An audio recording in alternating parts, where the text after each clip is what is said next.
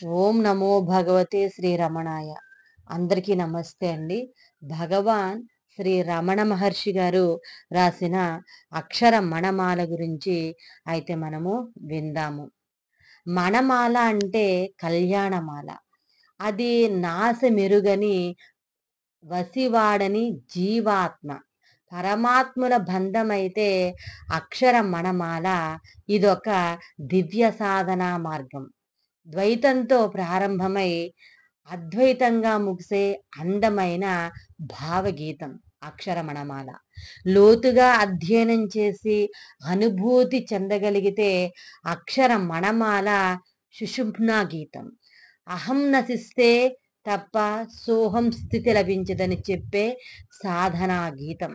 రమణుల సాలోక్య సామీప్య సాన్నిధ్య సాయుధ్య స్థితులను ఆవిష్కరించే రమణీయ హృదయ గానాన్ని విందాము అని పెద్దలు ఈ అక్షర మణమాల నేపథ్యాన్ని పలికారు.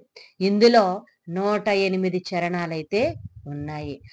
ఓం నమో భగవతే శ్రీరమణాయ.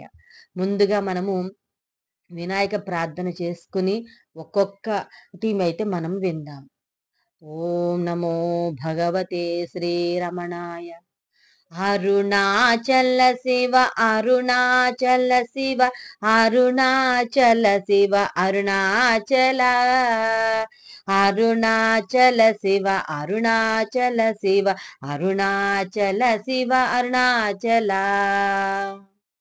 అక్షరమణమాలలో వినాయక ప్రార్థన సాక్షాత్ ధరుణగిరీశ్వర వరార్హమగు నక్షర మణమాల నమరించుటకు కరుణాకరుండుడగు గణపతి యొసంగి కరమ భయకరము కాపాడుగాక. దీనికి తాత్పర్యము అరుణాచల వరుని పొగడుటకు తగిన అక్షరాల వరమాలను కరుణకు నిలయమైన ఆ వినాయకుడు అనుగ్రహించి నన్ను కాపాడుగాక. విశేషాలైతే విందాము. ఇది విఘ్నాలను తొలగించు వినాయకుని స్తుతి. ఆత్మను పరమాత్మతో కలిపే భక్తి భావ పరంపరను నిర్విఘ్నముగా కొనసాగించుటకు కవి వినాయకుని ప్రార్థించారు. ఈ స్తోత్రంలో శ్రీ రమణ భగవాన్ ప్రియుణ్ణి ఉద్దేశించి పలికే విరహిణి అయిన కన్య పాత్రని ధరించారు. పూజలు మరియు వివాహ శుభకార్యములను ప్రారంభించే ముందు శ్రీ విఘ్నేశ్వరుని పూజించడం సంప్రదాయంగా వస్తున్న ఆచారం. అరుణాచలేశ్వరుని స్తుతించడం తప్ప మరే ఇతర దేవుళ్ల పైన శ్లోకములు రచించని శ్రీ రమణులు తమ అక్షర మణమాల అను భక్తి రచన నిర్విఘ్నంగా పూర్తి కావాలని శ్రీ వినాయకుని ప్రార్థించారు.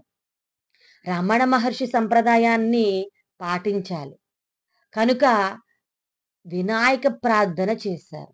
మధుర భక్తి సంప్రదాయంలోని రచన ఇది. భక్తుడైన కవి తాను నాయకగా మారతాడు.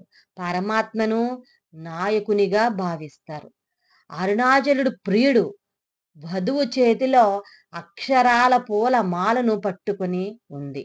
ఆ మహర్షి అక్షర భక్తి సుగంధాలను ఆ పూల మాలలోని 108 భావాల్లో ఆస్వాదిద్దాం. అక్షర మణమాలలోని మొదటిదైతే విందాము. అరుణాచలమనుచు స్మరించు వారల యహము నిర్మూలింపుము మరుణాచలా. దీనికి తాత్పర్యము, ఓ అరుణాచల రూపములో ఉన్న పరమశివ, అరుణాచలమని నిన్ను తలుచుకునే వారి యొక్క అహంకారము నిర్మూలింపుము. విశేషములు ఏంటంటే, అరుణ అనగా ఎర్రని, అచలము అనగా కొండ అని అర్థములు. ఎర్రని కొండ అని తాత్పర్యము అగ్నిలింగము కనుక ఈ కొండని అరుణాచలమని అంటారు.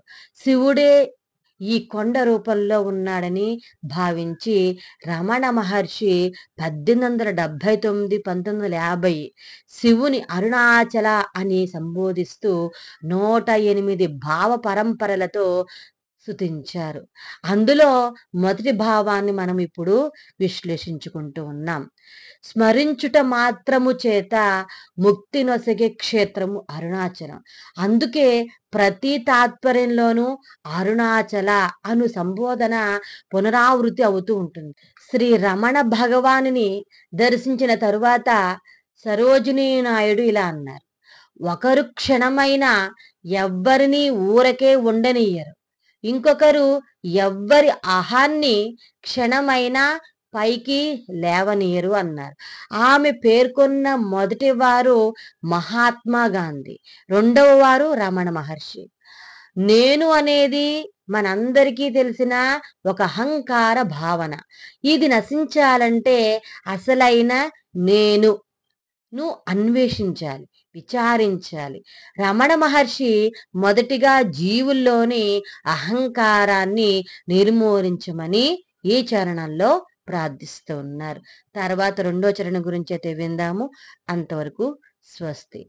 ఓం శ్రీ రమణాయ.